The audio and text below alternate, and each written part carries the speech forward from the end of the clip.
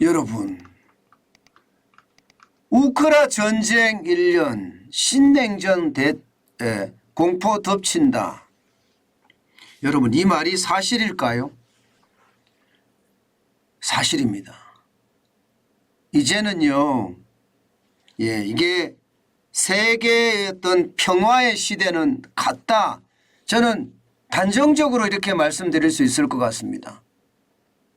옛날에 공산주의와 자본주의, 공산주의와 민주주의가 아주 첨예하게 다퉜던 것, 지금 그런 양상이 대부분 만들어지고 있습니다. 여러분, 이 말을 한번 보시죠. 조 바이든 대통령이요, 우크라이나 수도인 키이우를 방문을 해서 연설한 내용입니다. 세계 질서의 운명이 바로 지금 여기 우크라이나에서 결정되고 있다. 아예 이런 표현을 썼습니다. 결국 말입니다. 신냉전의 공포가 지금 왔다는 거고요. 이 말의 뜻은 서방과 연대해서 끝까지 러시아와 맞서 싸우겠다는 선언입니다. 여기에다가 말입니다. 러시아 침략을 종식시키기 위해 필요한 것은 우리의 흔들림 없는 결이라, 이렇게 말하면서 우리는 이 역사적 대결에서 승리할 거다, 이렇게 이야기하고 있습니다. 문제는 푸틴 러시아 대통령의 반응입니다. 푸틴 러시아 대통령은요, 국정연설을 통해서 말입니다. 쉽게 말하면 핵 통제 조약에서 탈퇴하겠다, 이렇게 선언을 했습니다. 핵 통제 조약에서 탈퇴하겠다, 이렇게 선언했다는 것은 여러분, 이제는 미국과 본격적으로 대결하겠다, 이 말하고도 같은 이야기입니다. 쉽게 말하면 뉴스타트라고 이야기하나요? 신전략 무기 감축 협정 말입니다. 이거 사실상 파기 선언했습니다. 이렇게 되면 여러분, 푸틴 러시아 대통령은 우크라이나 전쟁에서 핵을 사용할 수 있다는 이야기도 되는 거예요. 핵을 사용할 수도 있다. 진짜 심각하죠. 저는 이것을 보면서요, 어마어마하게 섬뜩해졌습니다. 지금 1년 동안 우크라이나 전쟁을 하면서 보세요. 러시아가 사방에서 우크라이나를 공격을 했습니다. 그런데 우크라이나는요, 타고난 기지를 발휘를 해서 러시아를 잘 막아냈습니다. 1년 동안 싸우면서 말입니다. 실제 우크라이나 군은요, 러시아군에 어마어마한 타격을 입히고 있습니다. 이제는요, 겨우 말입니다. 돈바스 지역하고요, 또 헤르손 지역하고요, 자포리자주, 이렇게만 장악하고 있는 중입니다. 여기서는 치열한 전쟁이 지금도 계속되고 있죠. 바로 이 전쟁에 조 바이든 대통령은 지원하겠다, 이거예요. 지원하겠다. 뭐든지 지원하겠다. 게다가 5억 달러 지원하기까지 지원을 하겠다, 이런 선언까지 했잖아요. 이 말은 결국 말입니다. 세계 질서가 새롭게 바뀐다는 뜻이에요. 여러분, 이거 한번 보세요. 미국이 지금 현재까지 지원하는 것만 하더라도 511억 6천만 달러나 됩니다. 영국은 75억 9천만 달러가 되고요. 독일은 58억 3천만 달러, 캐나다도 40억 6천만 달러죠. 폴란드는 32억 1천만 달러입니다. 여기다가 프랑스도 15억 1천만 달러 지원하고 있습니다. 이제 일본도 가세를 했죠. 55억 달러를 지원하겠다고. 결국은 말입니다. 이렇게 우크라이나를 지원하는 세력이 한 세력이 되는 거고요. 그렇지 않은 세력, 러시아와 중국과 북한, 여기다가 이란을 포함시킬 수 있을까요? 또 벨라루스를 포함시킬 수 있을까요? 그 외에 중립적인 나라도 있겠지만 핵심은 중국과 러시아, 북한, 벨라루스, 여기가 또 한편이 된다는 이야기가 됩니다. 이렇게 되면 여러분, 결국 우크라이나의 참상이 세계 어느 곳에서도 발생될 수 있다는 겁니다. 사실 지난 1년 동안 우크라이나에서요, 양국 군인 사망자만 20만 명이 넘을 거다 이렇게 예상을 하고요. 여기에 민간인 사망자까지 포함을 하면 적어도 민간인 사망자가 우크라이나에서만 2만 명 가까이 나왔다, 이런 통계도 나와 있거든요. 여기에 우크라이나의 에너지 시설은 절반가량이 파괴가 됐고요. 국민의 33%, 무려 1340만 명은 난민 신세가 됐습니다. 다시 말해서 우크라이나 전쟁은요, 우크라이나를 초토화를 시킨 것은 당연하고요. 이렇게 됨으로 해서 에너지 가격이 폭등하고 식량 가격이 폭등해서 세계 경제를 지금 침체로 몰아넣고 있거든요. 아마 이 침체는요, 앞으로 더 큰 재앙으로 갈 가능성이 굉장히 높습니다. 올해 말까지 말입니다. OECD가 조사한 것을 보면 경제적 손실이 2조 8천억 달러, 우리 돈으로는요 3,627조 원에 이를 거다, 이런 예상을 지금 하고 있습니다. 그만큼 말입니다. 세계 시장에는 완전히 재앙으로 지금 다가오고 있다, 이렇게 얘기합니다. 문제는 지금 한반도의 어떤 상황입니다.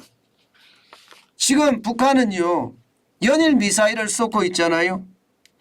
심지어 말입니다. 김여정이 태평양을 사격장으로 활용하겠다, 이런 허무맹랑한 발언도 지금 하고 있습니다.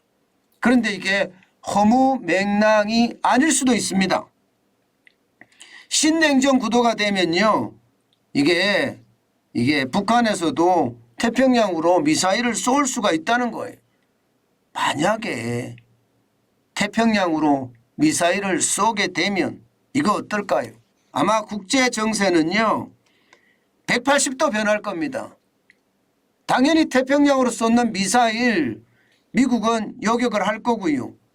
요격을 하는 와중에 이 남북한의 어떤 대립은 굉장히 높아질 겁니다. 긴장감 자체가 이게 신냉전의 구도를 타고 우리에게도 충분히 그 긴장감이 전달될 가능성 굉장히 크다는 얘기예요. 지정학적인 위험이 그만큼 크고요. 그렇게 됐을 때 신냉전 구도의 꼭지점이 어디가 될 것인가, 아마 이것도 생각할 수 있는 부분이거든요. 지금 현재로 봐서는요, 시작은 러시아가 우크라이나를 침공하면서 시작이 됐지만 그 다음 차례가 어딜까요? 이란을 중심으로 한 이게 중동일까요? 아니면 북한을 중심으로 한 이 한반도일까요? 누가 뭐라고 하더라도요, 이게 중국이 대만을 침공하는 것보다가 오히려 지금 북한의 미사일이 태평양을 위협하는 것이 더 큰 것이 아닐까, 그런 이야기까지 나오고 있습니다. 자칫 잘못하면요, 신냉전의 공포가 세계 경제를 뒤집어 엎는 것은 물론이고요, 대한민국의 경제까지도 뒤집어 엎을 가능성 굉장히 높아졌습니다. 상황이 이렇다면요, 대한민국의 선택지는 명백합니다. 한미동맹을 더욱더 강화시키고요, 자유진영의 결속을 더 공고히 하는 것, 이것이 가장 중요하고요. 북한의 핵미사일을 이렇게 한미동맹과 자유진영의 연대를 통해서 억지력을 더 키워야 하는 것은 당연합니다. 게다가 국제질서의 냉정함도 우리는 반드시 가져야 합니다. 여러분 알다시피 우크라이나에 핵폭탄이 그대로 있었으면 어떻게 됐을까요? 아마도 우크라이나에 전쟁이 나기가 쉽지 않았을 거예요. 1994년에 미국과 영국과 러시아가 우크라이나에 종용을 했습니다. 너 주권도 지켜주고 영토권도 지켜줄 테니까 수천 개에 해당되는 핵탄두 러시아에 넘겨라 이렇게 말입니다. 그런데 지켰습니까? 안 지켰습니다. 러시아가 2014년대 크림반도를 병합할 때 미국과 영국은 약속을 전혀 지키지 않았습니다. 그런 점에서 보면 말입니다. 북한의 핵에 대한 이 우리의 자각력을 키우는 것 저는 급선무라고 생각을 합니다. 한미 동맹도 중요하고요.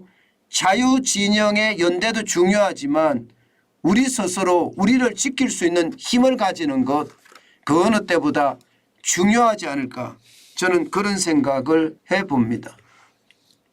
여러분 단순히 우크라이나에서 전쟁이 났다. 그래서 세계 경제가 어렵다.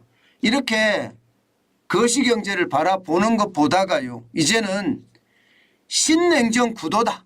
이미 신냉전의 구도가 형성이 됐다.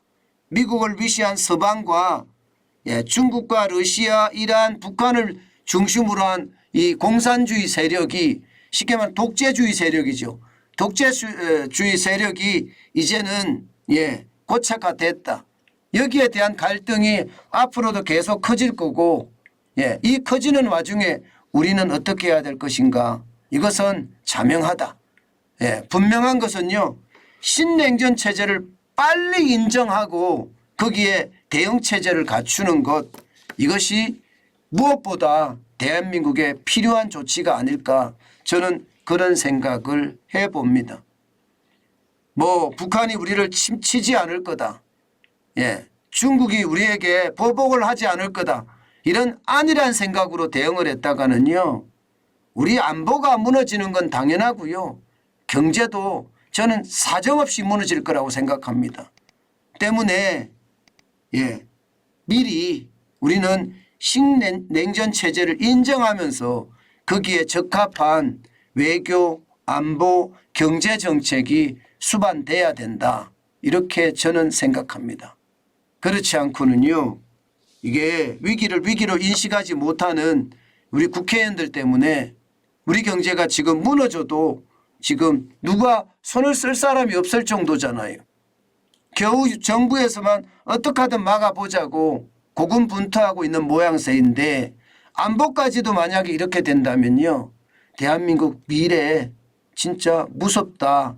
저는 이렇게 생각합니다. 그만큼 말입니다. 위기로 인식하는 것. 이게 신냉전 시대를 우리는 이제 인식해야 되고요. 또 인정해야 됩니다. 그래야만 그에 대한 대비책이 나오지 않겠느냐 이런 생각을 해 봅니다.